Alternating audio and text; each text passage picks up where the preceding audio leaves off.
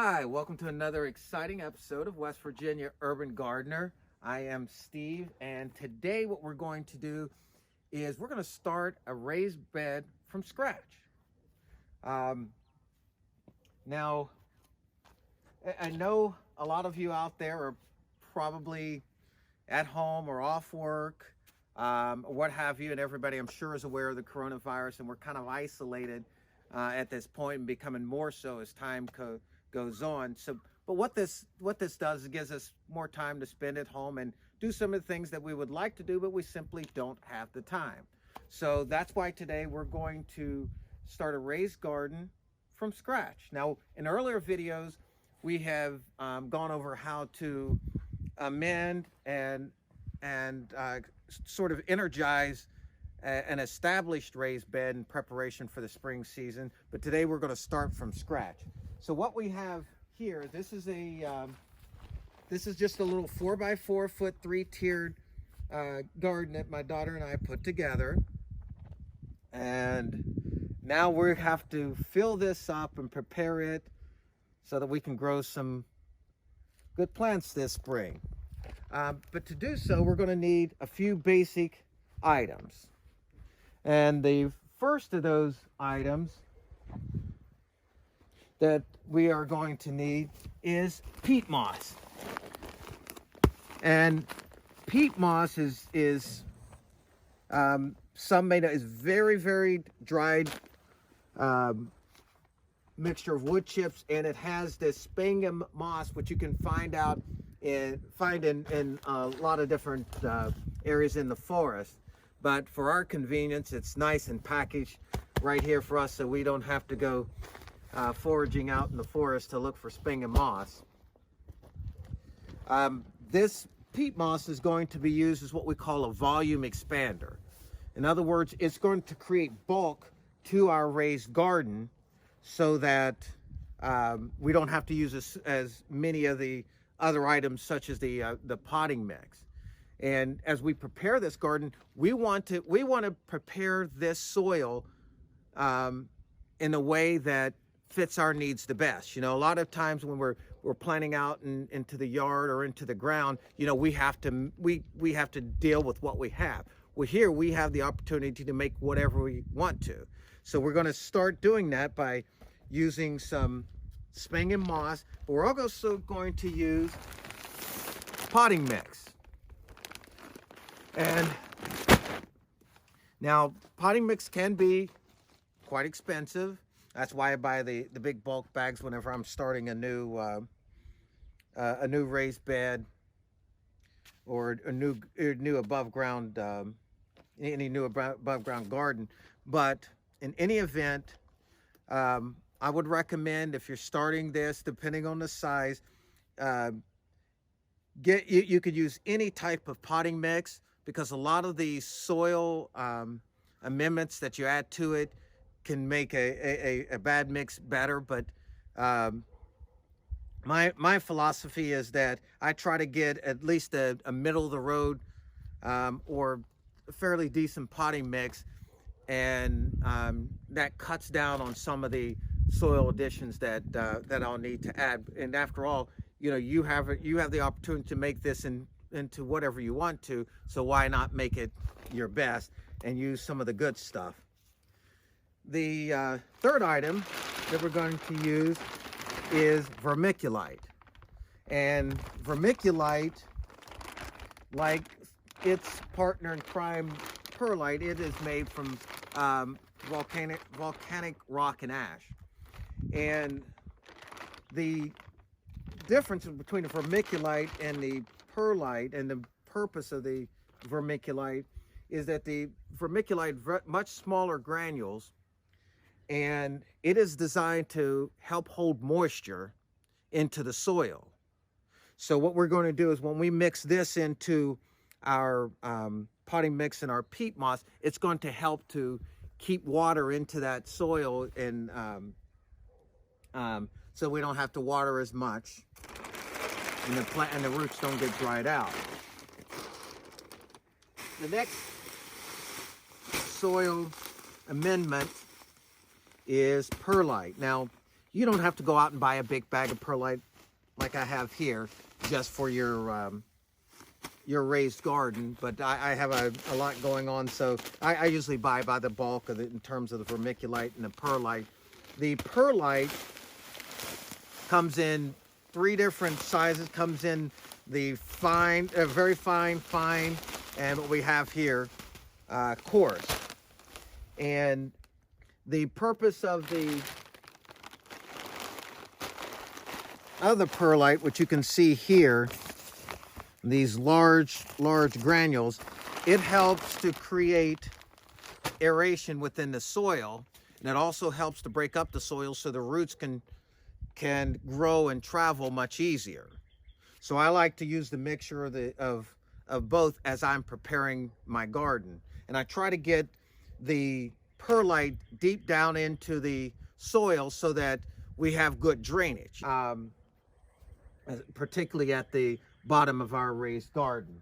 So we're going to get some of these items mixed up, and in terms of how much, my rule of thumb is I usually will do a 50-50 mixture of the peat moss with the potting mix, not potting soil, but potting mix. And then I will add the perlite and the vermiculite all here within our wheelbarrow, and then add that to our raised garden.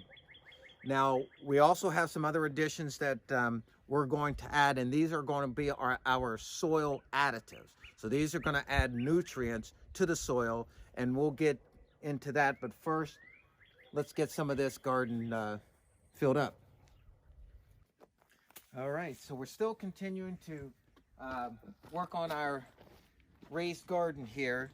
Just to show you the kind of potting mix that I use. I like to use the kind of potting mix with moisturizer. It has a lot of the chopped up wood, as you can see here, a little bit of that perlite. You can see those little white specks in there. You know, kind of the difference between this and the potting mix without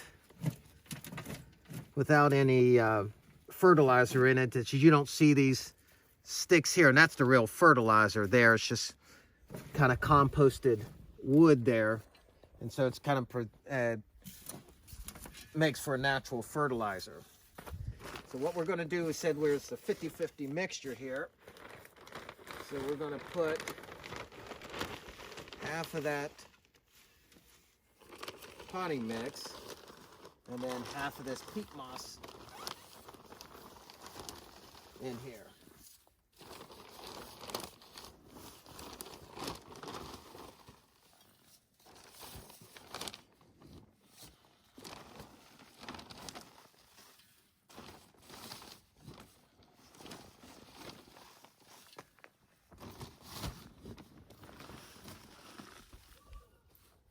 Okay, so we're going to mix this up here.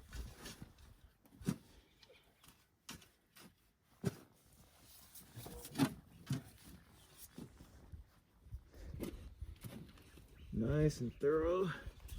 I have to break up some clumps from time to time.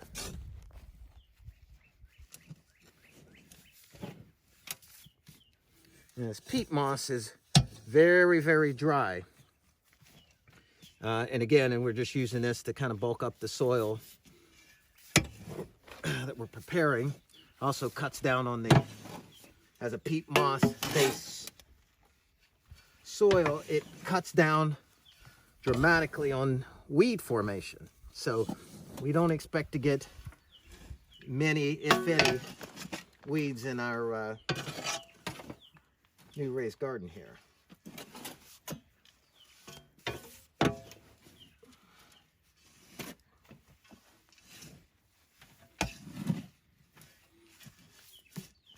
So we've got everything good and mixed up. So this is what it looks like once we've mixed the potting mix with the sphagnum moss. Okay.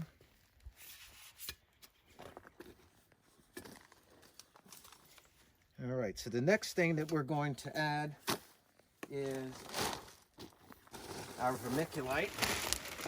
Again, vermiculite we're kind of using to hold on to the moisture here.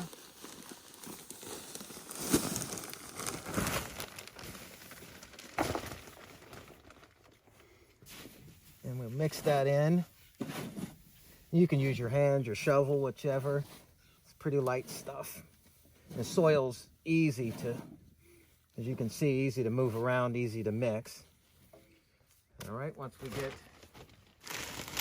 that in, then we add perlite.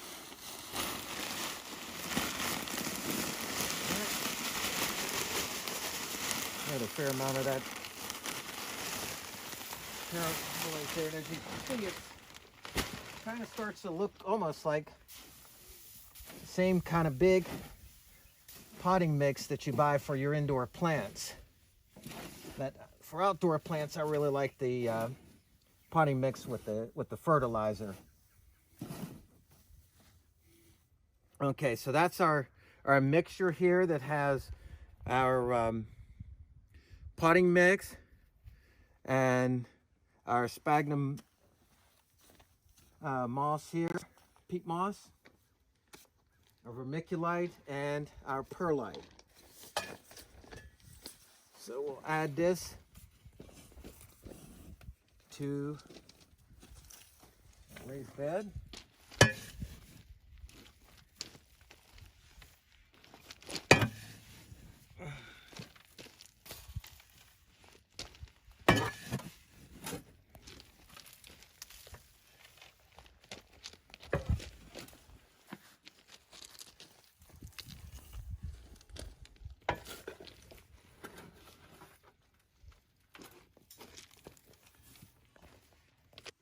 Okay, now we've provided the soil for our raised garden.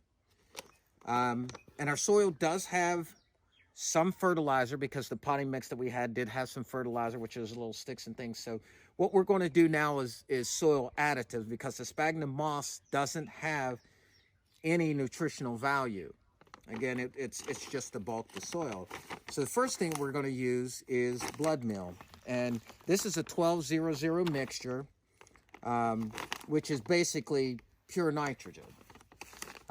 This will help to develop the foliage for our plants. Now, of course, we have to be careful not to use too much, because too much of a good thing can be a bad thing. So what I do, and I know before I used the shovel in earlier videos, is I put a light coating of that nitrogen, and then what I will then do is work that gently in just the top couple of inches of layer of soil. And what will happen is that over time, that will gradually work itself down into the deeper roots as our plants develop in the spring. And right now it's a fairly cold day, so it's obviously too early for planting, and we still expect some frost here in our late March temperatures. The next soil additive that we're going to add is bone meal, and this is a 2-14-0 mixture, which means it has 2% nitrogen, 14% phosphate, and 15% calcium. Now this phosphorus and calcium is slowly leaked over time, and can't just be added to a plant and then be expected to release that free phosphorus and calcium. So we add this early into the season, and again over time we let that work itself into the soil. And the purpose of having a lot of phosphate and calcium in your soil is to reduce the incidence of blossom end rot. And blossom end rot has several different causes, one of those being soil that is low in nutrients such as calcium and phosphorus. So again, just as we did with our blood meal, we're going to do with our bone meal. So we had a fairly generous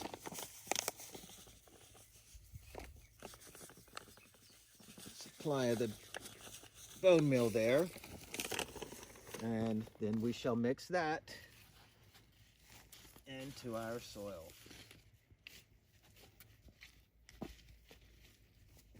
And again, you don't have to mix this in very deep.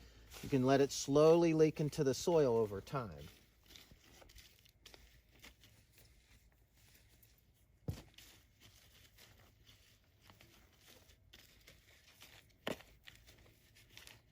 Okay, good. All right. And the next soil additive that we will add is Epsom salt. Now, traditionally, when you mix these soils, a lot of these soils are very basic, meaning the pH is high. A lot of the plants that I plan on growing here, and each plant has a different range of pH that they prefer. Most plants do prefer sort of a more of an acidic type environment. So the Epsom salt helps to acidify the soil. And so what we're going to do here is I'm going to add a generous amount of the Epsom salt, particularly plants like your tomatoes and your peppers really like a more of an acidic environment. So we'll add this throughout. And one way to tell if your soil is acidic or basic before you apply the Epsom salt, and certainly I would advise this as you're re-energizing your garden and you're thinking about adding Epsom salt, or if it's too acidic, you're thinking about adding lime. I would recommend getting a soil tester, and you can get that either through the individual vials, and they can also tell you what minerals your soil might be deficient in. But you can also buy digital battery operated soil testers, which will give you pH, perhaps the temperature of your soil, and then some of the other fancier type features, such as the lighting or the moisture within the soil. So these are your basics for starting a raised garden from start, and certainly during this time of hardships during the coronavirus. And we certainly wish well to all of those out there who are suffering or at risk, and certainly praise those in an effort to reduce, treat transmission of this seemingly deadly virus. But this will give you something to do during your time off there. Other things that you can add as far as adding composted material, I would add that as a top layer, let that compost down, and that includes things like manure or composted food or leaves and other plant life that you have composted, or even composted material that you've bought at the store. Again, those can be used as a top layer source, or if you want to add any additional fertilizer. But these are the basic things that you need. So be good, be safe.